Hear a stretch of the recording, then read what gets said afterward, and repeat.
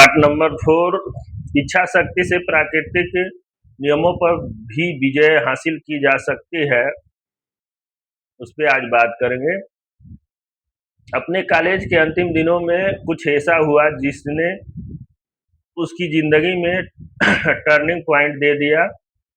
उसने एक ऐसी विद्युतीय मशीन मिल गई जिससे सुनाई देने में आसानी हो, जो उसके ट्रायल के लिए मंगाई गई थी। उसे उस मशीन प्रयोग करने में उसकी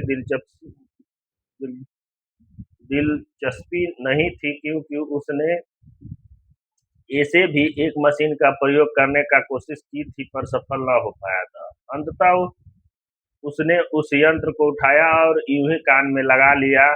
ये क्या है? एक सामने व्यक्ति की तरह आवाज सुनने की चाहत सच हो गई थी।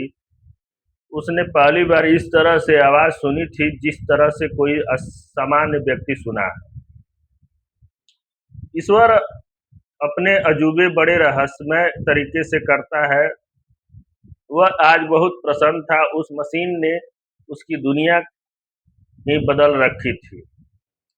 तुरंत वह अपनी मम्मी को फोन उठाने के लिए दौड़ पड़ता है और बड़े आराम से उस दिन उसने पहली बार ठीक से अपनी मम्मी की आवाज सुनी थी। अगले दिन उसने पहली बार अपने प्रोफेसर को ढंग से आवाज सुनी थी। पहली बार रेडियो सुना था, पहली बार सिनेमा भी सुना था। जिंदगी पहली बार लोगों से सामान्य पूर्वक बात सुन सकता था। दूसरे व्यक्तियों को जोर से नहीं बोलना पड़ता था। उसे ऐसा लग रहा था कि जैसे वह पूरी दुनिया में आ गया हो। हमने प्राकृतिक गलती को अपनी दृढ़ इच्छा शक्ति की वजह से अस्वीकार कर दिया था। इस दुनिया में उपलब्ध एकमात्र अभ्यास से हमने प्रकृति को अपनी गलती सुधारने के लिए मजबूर कर दिया था। इच्छा शक्ति ने अपना काम कर दिया था, पर यह काम अभी पूर्ण नहीं हुआ था।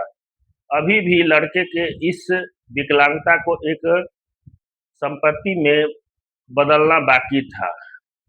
यह चमत्कार उसके लिए बस इतनी बड़ी बात थी कि उसकी आवाज की दुनिया बदल गई थी। वह इसी में खुश था। एक दिन उसने इस यंत्र के निर्माता को एक चिट्ठी लिखी जिसमें उसने अपने अनुभव साझा किए थे। फिर उसने कुछ लिखा, शायद कुछ जो रेखा में नहीं था, बल्कि उन रेखाओं के बीच में लिखा हुआ था। इस कारण उसे न्यूयॉर्क के उस कंपनी से बुलावा भी आ गया। जब वह उस कंपनी के मुख्य अभियंता से अपनी बदली हुई दुनिया के बारे में बात कर रहा था, तो उसके दिमाग में एक विचार, एक प्रेरणा, आप जो भी नाम देना चाहते हैं दे दे, उभर आई, जिसने उसकी कमजोरी एक ताकत में बदल दी थी।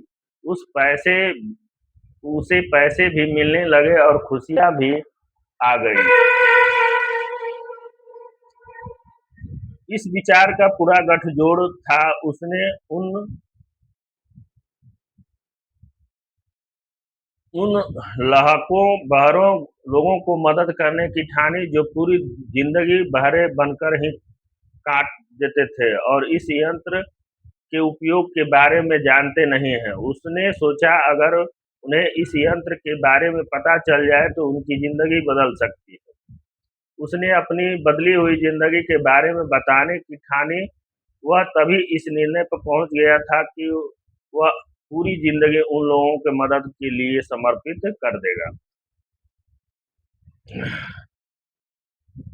उसने तुरंत कंपनी के मार्केटिंग सिस्टम की जानकारी ली और फिर उसने यह खोजने की कोशिश की कि किस तरह से ऊंचा सुनने वाले व्यक्तियों से बात की जाए और उन तक इन नई खोजी विधियों द्वारा पहुंचा जाए।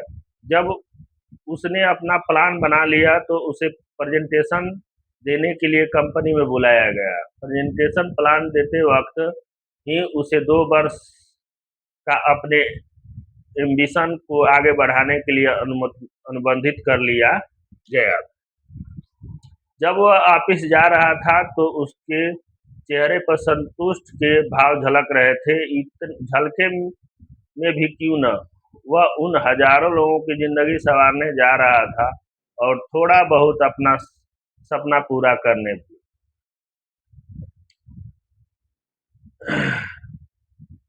धन्यवाद।